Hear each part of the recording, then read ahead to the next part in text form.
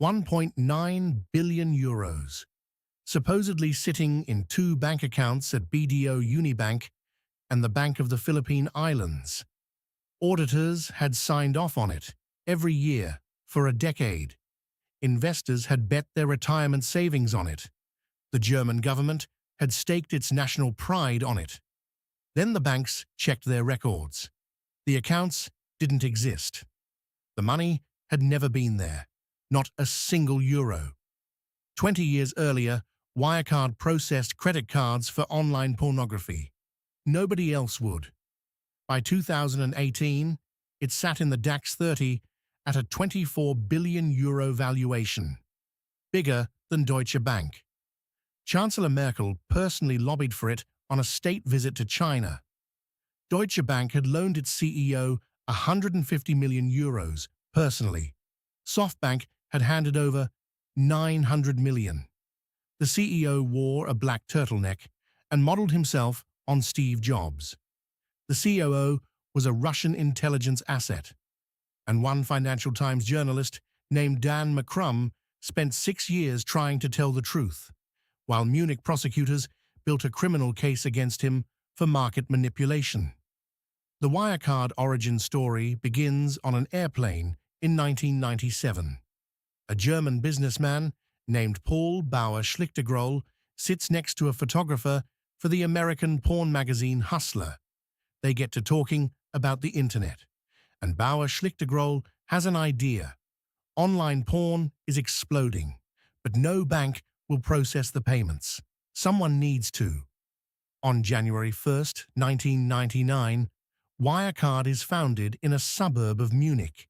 Its entire business model, processing credit card payments for pornography and gambling websites. The stuff no respectable bank would touch. One of its first hires is a 20-year-old Austrian named Jan Marsalek. His job title is vague, something about WAP systems. But right from the start, Marsalek does something strange. He accidentally routes all of the company's internet traffic through his own personal computer. Every email, every transaction. The perfect setup for someone who wants to see everything. Nobody thinks much of it. They should have. But Wirecard's real transformation hasn't started yet. For that, they need a messiah. When the dot-com bubble bursts in 2002, Wirecard nearly goes bankrupt.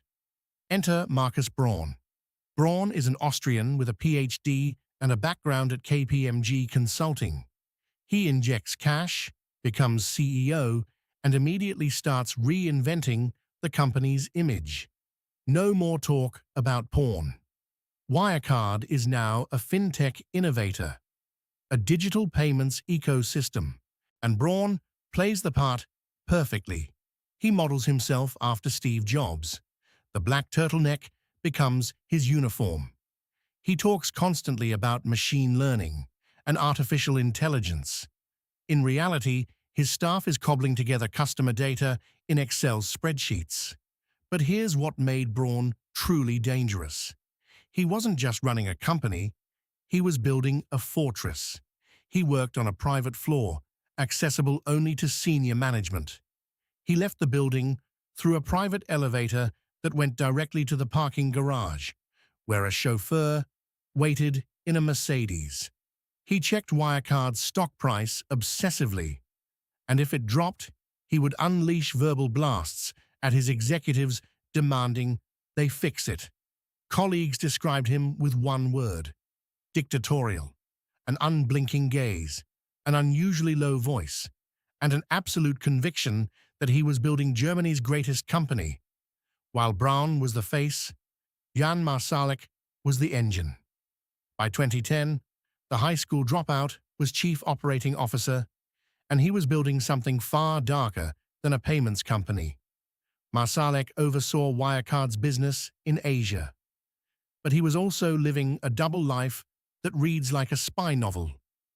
On a Greek-flagged cutter called the Poseidon III, bobbing in the waters off Nice, Marsalek attends his girlfriend's 30th birthday party.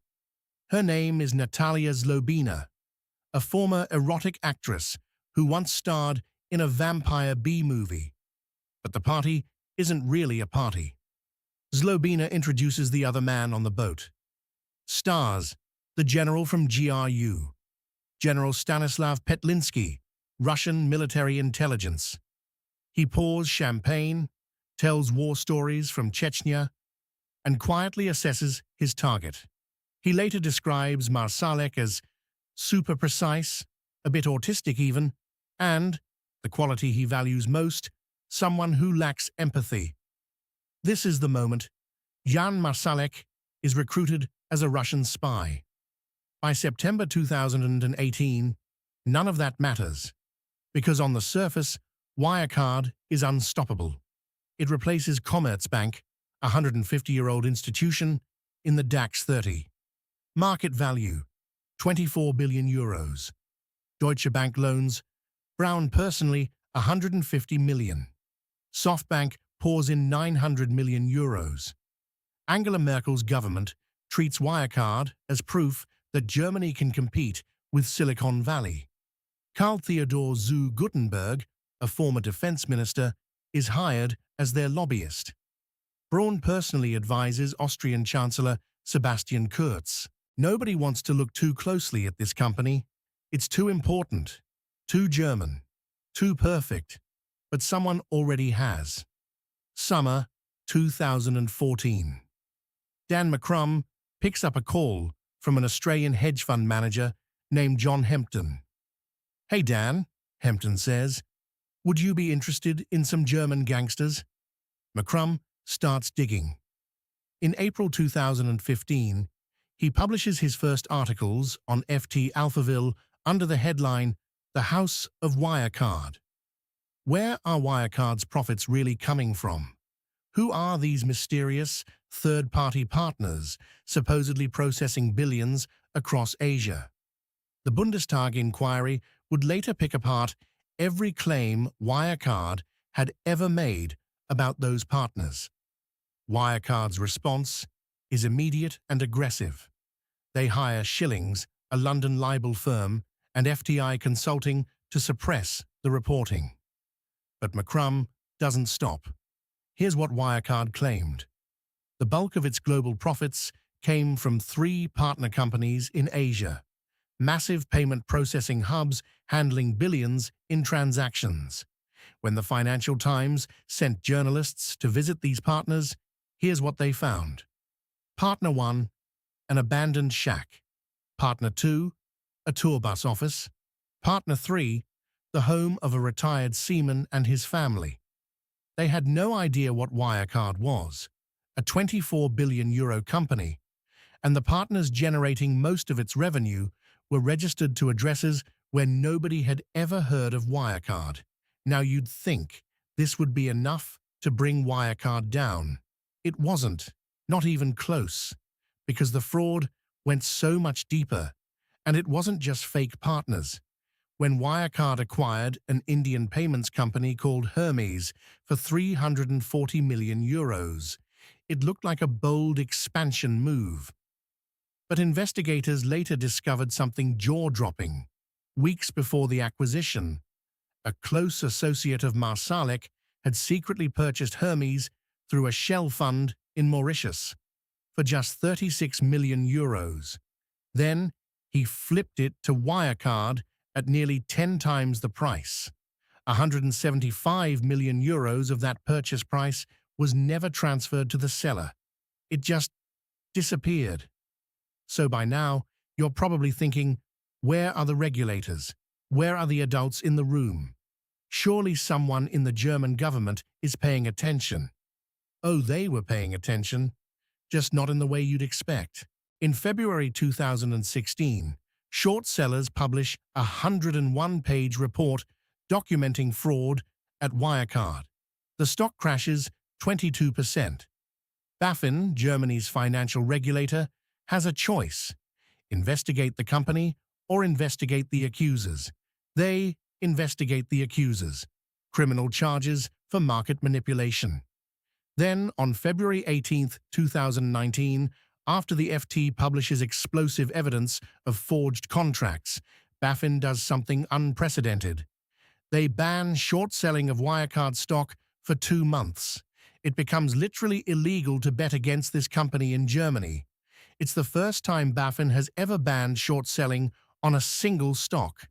And Munich prosecutors, they open a criminal investigation against Dan McCrum for market manipulation. The journalist trying to expose the fraud is now facing prison in Germany. Let that sink in. The guy committing the fraud is on the cover of magazines. The guy exposing it is getting charged with a crime. But Wirecard wasn't done. What they did next sounds like it belongs in a Jason Bourne movie.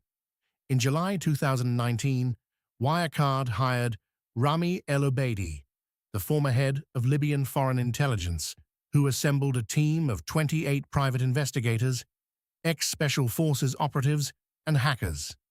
Their mission? Tail Dan McCrum through London, spearfish his contacts, and intimidate anyone helping the FT. A publicly traded German company in the DAX 30, using the former chief spy of Libya to surveil a journalist, and nobody in Germany thought this was a problem.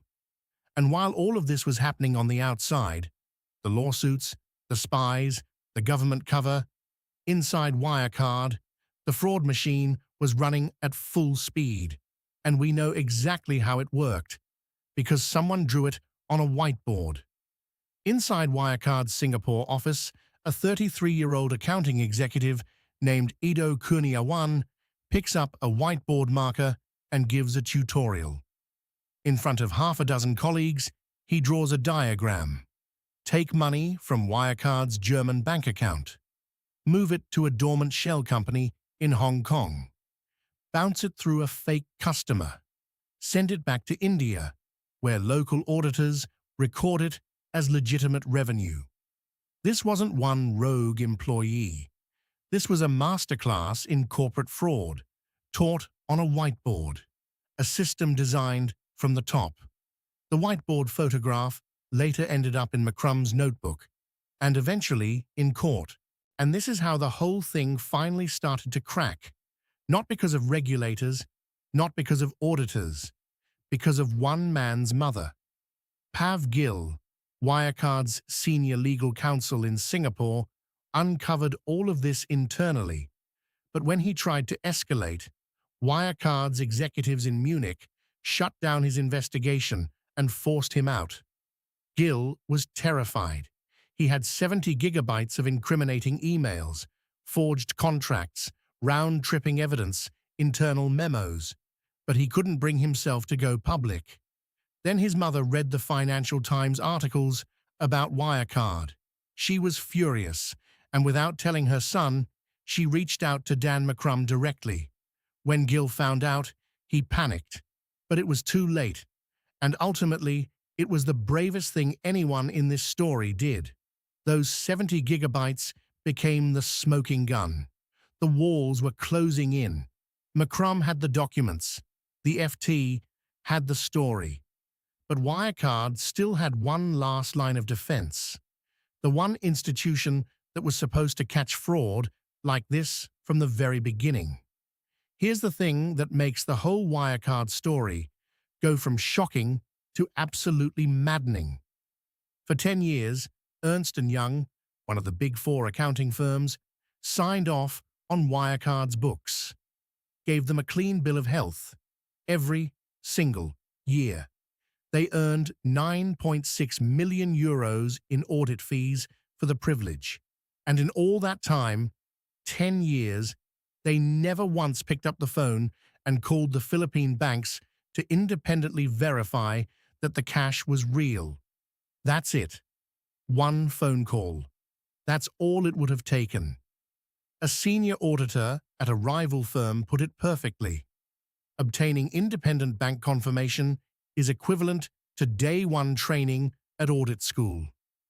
EY didn't do day one training for a decade, and they got paid almost 10 million euros for not doing it. Eventually, even Wirecard's own board started getting nervous. In October 2019, they brought in KPMG, a completely different firm, for an independent forensic audit. And 6 months later, On April 28, 2020, KPMG dropped the bomb. Their special investigation report, 300 pages, concluded they could not verify the lion's share of Wirecard's profits from 2016 to 2018. The documentation, it simply didn't exist. Years of supposed profits from Asia, gone. Like it was never there, because it wasn't. June 5th. 12 prosecutors and 33 police officers raid Wirecard headquarters in Munich. June 18th. The banks in the Philippines, BDO Unibank and Bank of the Philippine Islands, tell EY the truth. The documents confirming Wirecard held 1.9 billion euros in their accounts. Spurious forgeries. EY refuses to sign off on the 2019 accounts. Wirecard stock collapses 60% in a single day. And then comes the moment that belongs in a movie.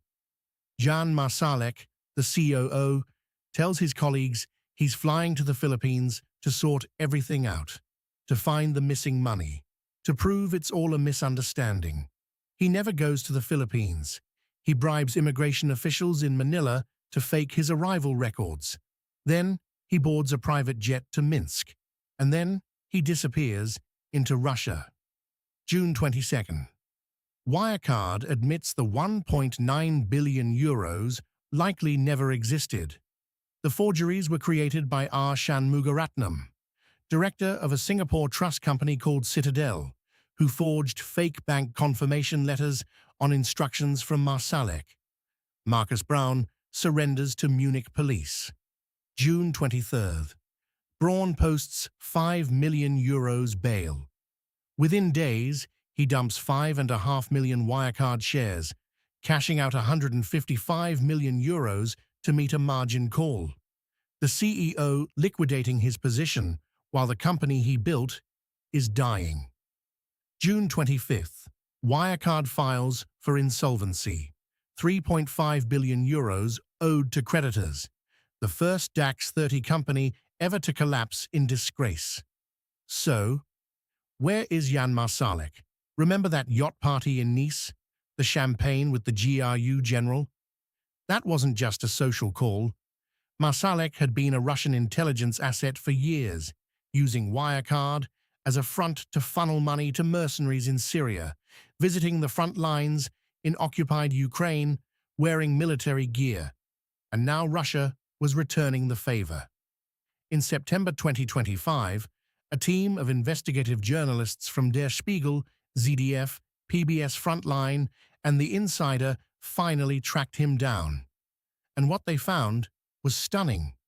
Marsalek was living openly in Moscow with a brand new Russian passport under the name Alexander Mikhailovich Nelidov, going on strolls across Trubnaya Square with his girlfriend, eating at restaurants, living a completely normal life, as one of the most wanted men in Europe. Oh, and his phone? It was logged into FSB headquarters on Lubyanka Square over 300 times in 4 months. He wasn't just hiding in Russia, he was working for them, and it gets worse. In March 2025, a British court convicted 6 Bulgarian spies who had been operating in London, surveilling the very journalists who had exposed Wirecard. The man who ran the spy ring from Moscow? Jan Marsalek, the COO of a German fintech company turned international spy master. You can't make this stuff up. Interpol has a red notice out. Nobody expects him to face trial. Russia doesn't extradite its assets. And what about the man who started it all? Marcus Brown has been sitting in a prison cell since July 2020. His trial is being held in a specially built, bomb-proof underground courtroom at Stadelheim prison, because apparently even the courtroom needs to be as dramatic as the crime. Over 250 trial days so far. Still no verdict. He faces up to 15 years. And his defense, it's almost funny. The CEO who worked on a private floor, left through a private elevator, and had his staff report to him like soldiers. That guy says he had no idea. He blames everything on Marsalek. I was naive, he says. I was the victim. But the prosecution has a star witness who tells a very different story. Oliver Bellenhaus, the former head of Wirecard's Dubai subsidiary, turned himself in and started talking. And he talked a lot. His plea deal testimony, recorded across 43 trial days, became the spine of the prosecution case. He told the court that starting in 2010, on Marsalek's orders, he set up shell companies in Hong Kong and the British Virgin Islands to siphon off millions. He admitted pocketing 4.8 million euros himself. And he said Braun wasn't the victim. He was the linchpin. The dominoes are still falling. In January 2026, Singapore handed down the longest fraud sentences in its history. Shanmugaratnam, the man who forged the fake bank letters, got 10 years. His associate James Henry O'Sullivan got 6.5. Both are appealing. Good luck with that. EY, the firm that didn't make one phone call for 10 years, is now facing billions in lawsuits from the investors it was supposed to protect. BaFin, the regulator that investigated the journalists instead of the criminals, had its president, Felix Hufeld, forced out. Hufeld was a career bureaucrat, grey suit Frankfurt insider, the kind of regulator who'd spent his life making sure regulators didn't make waves, and looked at the evidence and made a choice. The entire agency was torn apart and rebuilt from scratch. Germany had to pass a whole new law, the Financial Market Integrity Strengthening Act, just to make sure this could never happen again. The fact that they needed a new law tells you everything. And Angela Merkel? She had to sit in front of a parliamentary inquiry and explain why she personally lobbied for Wirecard during a state visit to China, months before the whole thing imploded. Gutenberg's consulting firm was investigated. The entire cozy relationship between corporate Germany and its regulators was dragged into the spotlight. Dan McCrum won. He wrote a book called Money Men. Germany quietly dropped the criminal charges against him. His reporting is now taught in journalism schools around the world. So let's tally it up. 24 billion euros in market value, gone. Evaporated in a week. 3.5 billion in debt to creditors, never paid back. 9.6 million, that's what EY earned auditing a fraud. For a decade. 155 million, what Braun cashed out days after posting bail. While the company burned. 4.8 million, what they paid Bellenhaus to help steal billions. That was his price. 100 million, what Santander paid to buy the scraps. A 24 billion euro company sold for spare parts. And zero euros. That's how much money was ever in those Philippine bank accounts. If this story made you rethink everything you thought you knew about corporate trust, you're not alone. Wirecard is just the beginning. We're covering the biggest financial disasters, corporate frauds, and economic collapses on this channel. The stories where billions vanish, and everyone swears they didn't see it coming. Subscribe to the Downfall Index, hit the bell, and I'll see you in the next one.